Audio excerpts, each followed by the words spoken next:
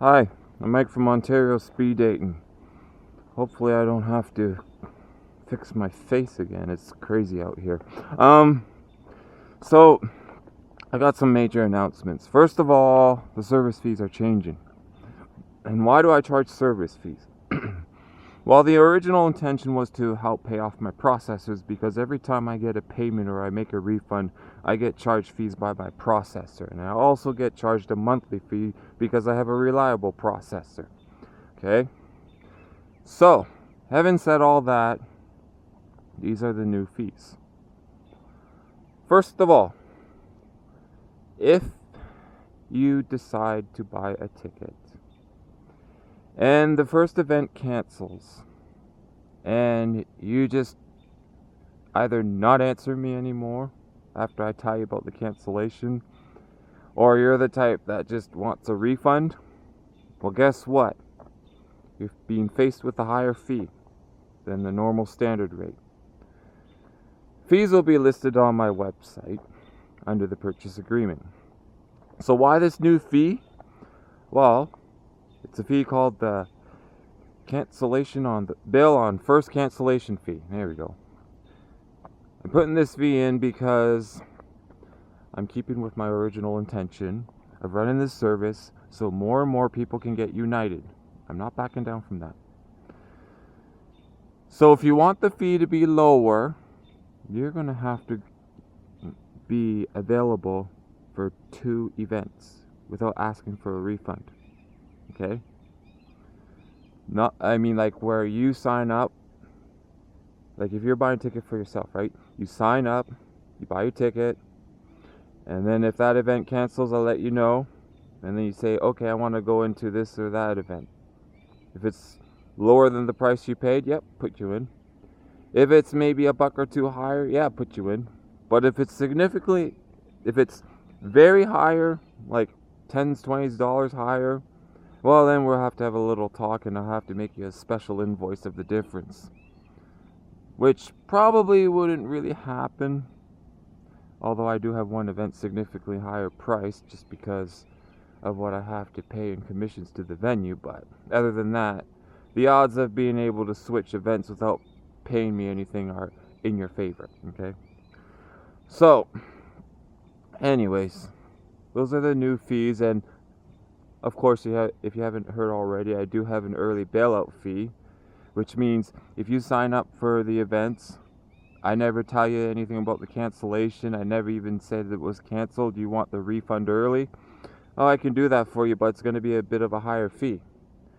Now, why is this better? Well, the other organizers, you ask them for a refund before the first cancellation, they'll say no. That means they could just hog all your money even if you have like a medical emergency or something. So if you had like a medical emergency or something and you come to me, right? And then you're like, oh, I can't make it because I gotta go to a funeral, blah, blah, blah, blah, blah, blah, blah. And if it's compelling like that, well, I could entertain it, but I'm gonna have to take a big chunk out because you're also showing that you're not serious enough about dating. I know it might sound like a sad thing, but I have to be fair to everybody. I have to try to be as fair as I can. I have to try to live because I can't be doing everything in my life for free for everybody else when nobody does it for free for me, right? And speaking about that, I gotta tell you some more things. So, this world has gotten crazy. And it's going to help answer your burning question of how many people do you have signed up? How many do you have signed up? Well, first of all, that number is never known because by the time I start answering your question, another ticket could be sold, which makes my answer become invalid, okay? And the second thing, which makes the answer even more crazy, could be the fact of the tariffs. Because you know what the tariffs have done lately? The tariffs and the inflation is literally destroying economies. Because there's this report that was published yesterday in I think it's the Burlington Gazette or something. I'll have to put the link to show you. This one report shows that the number of jobs cut, I don't know if it's strictly Toronto, I mean, if it's strictly Toronto or if it's the whole province of Ontario, it's telling me that the number of jobs cut went from about 400,000 to 700,000 from 2023 to 2025 now. So it makes me wonder what the heck is going on with people. Excuse me. What the heck is going on? It's like, what? Nobody know how to afford nothing? But then I was on the other end of things in Toronto yesterday.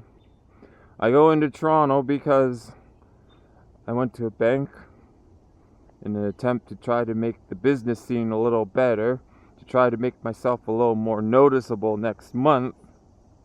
And I don't know if that's going to work or if that's not going to work. But I had to complete stage 2 in Toronto. Okay?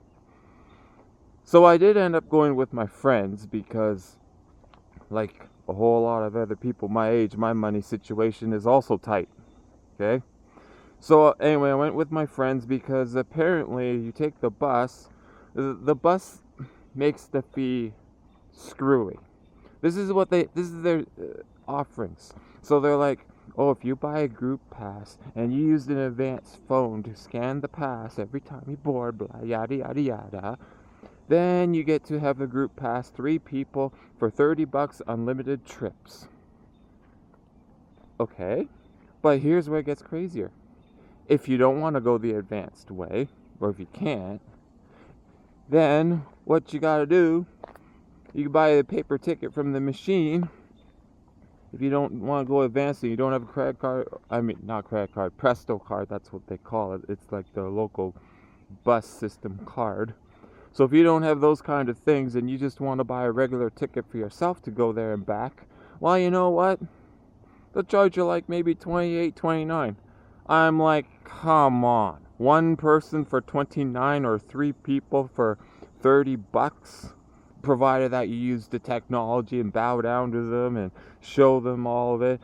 And here's the problem with the technology. You got to activate your card 5 minutes before boarding. Like, if that's not the way of control by the government, my God. Anyway, so I go to Toronto. I go do the business thing. Then I go with my friends. And I'm thinking to myself, is this how people do things now? They spend until they realize that they're bankrupt with a decline sign on the card reader? I begin to think that's the case. Because my friends decided to dine out. Well, I'll tell you this. We were at Hooters, okay? So my friends decided to dine there like crazy-ish. Me, on the other hand, I didn't even eat or drink nothing. Although I did give the waitress a tiny tip because I thought she did a good job at serving them. But, I mean, I wonder how can people afford to go out to restaurants these days if the job loss rate is like in the 700,000s? I mean, like, shouldn't people be like fighting? Shouldn't people be like going against the government and fighting? And meanwhile, I'm trying to unite people, and it's like, what? Everybody's trying to do everything by themselves?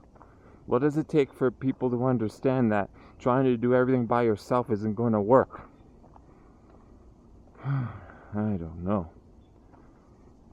So yeah, that's that. Oh, and before I go, I got one more thing to say. So this one person wanted to meet with me today, initially, okay? She didn't say why or anything. I thought, okay, maybe she wanted to make a sale. So I took that as an assumption.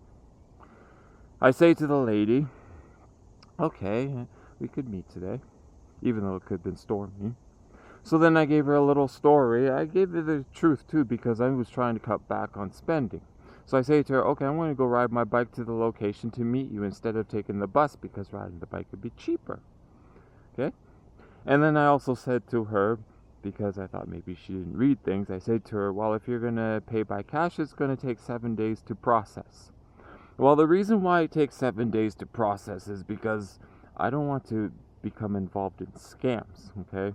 And there's a lot of scams going on. And the last thing I want to receive is a bill from somebody which ends up being counterfeit, because if it's counterfeit and I start giving people change, well, guess what? I'm going to be losing money. Because that change I'd be given, well, it won't be counterfeit, but if she gives me a counterfeit bill and the bank says it's counterfeit and gives me nothing out of it, well, guess what? I'm losing money. Okay? That's why I need 7 days to process it. Up to 7 days. Because I want to go with the bank's timing of processing. Because the last thing I need is to put the money in and then the bank says 2 days later, nope, it's not valid, you're getting nothing. Or even worse, maybe I'd have a cop after me for putting in fake money. Well, either way, I don't want to get myself in trouble for accepting fake money. Well, I know some of you might say, oh, get like a money reader and such. Well, where am I going to get one of those that are cheap enough? Are there any cheap enough around here? And what about the tariffs? If I want to order something from the US or whatever, maybe Mark Carney might slap some tariffs on the reader. I know it's a tough world out there, but I'm doing everything I can to accommodate as many people as possible. All we gotta do at this point is pray, because a lot of people are reeling. If nobody does anything soon, we are all going to be screwed. Sorry this is an extended long video, but I think I'm done. That's it. Bye bye.